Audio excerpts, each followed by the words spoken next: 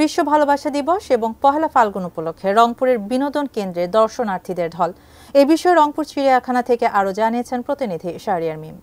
এই মুহূর্তে রয়েছি রংপুরের অন্যতম যে বিনোদন পার্ক রয়েছে রংপুর চিড়িয়াখানার ভিতরে আমরা রয়েছি।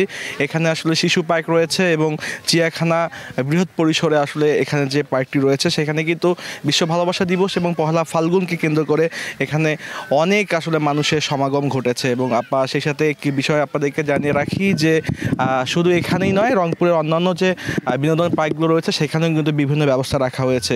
আমরা সকাল থেকে দেখেছি নগরীতে ফুলের দোকানগুলোতে ভালোবাসা দিবস এবং পহেলা ফাল্গুনকে কেন্দ্র করে ফুলের বেচা বিক্রি বেড়েছে।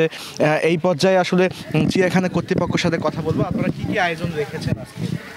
আমাদের রংপুর চিড়িয়াখানা আজকে পরিপূর্ণতা সুন্দরভাবে সাজানো গোছানো হয়েছে। এটা আজকের জন্য না, আমাদের এটা প্রতিদিনের জন্যই আমরা সাজানো গোছানো রাখি।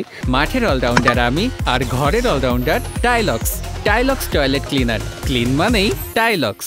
তবে আজকের লোকটা একটু বেশি আছে ভালোবাসা দিবস উপলক্ষে। আমরা এই পর্যায়ে কথা বলবো। কেমন লাগছে আজকে এখানে এসে? অনেক ভালো লাগছে ভাই।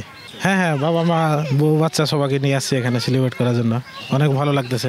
আজকের এই দিনটাকে আসলে বিশেষ এই দিনটাকে উদযাপন করার জন্য, সহনীয় করে রাখার জন্য অনেকে তার যে মা বাবা এবং বউ বাচ্চা সহ পরিবারের সকলকে নিয়ে কিন্তু এখানে এসেছেন। সব কিছু মিলে এই রংপুরে যে আজকে বিশ্ব ভালোবাসা দিবস এবং পহেলা ফাল্গুন দুটি মিলে একাকার হয়েছে। আজকের রংপুরের যে আমরা এখানকার যে অবস্থা সেটি কিন্তু এমনটাই দেখতে পাচ্ছি।